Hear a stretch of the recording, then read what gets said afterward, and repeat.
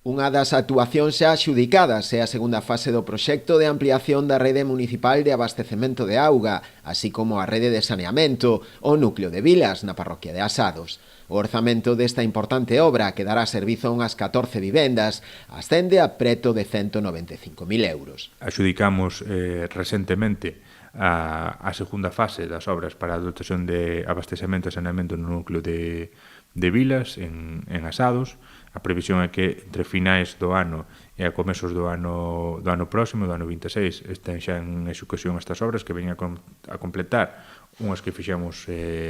hai uns meses, tamén co mesmo obxectivo, e permitirános dotar todo este núcleo destas dúas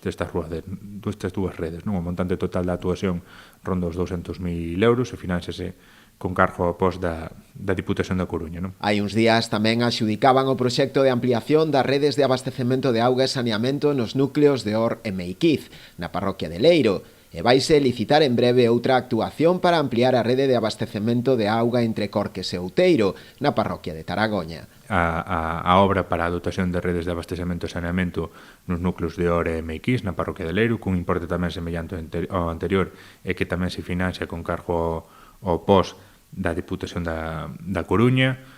e vamos a iniciar axiña o procedimento de licitación tamén doutra actuación para ampliar a rede de abastecemento de auga entre Corques e Outeiro, na parroquia de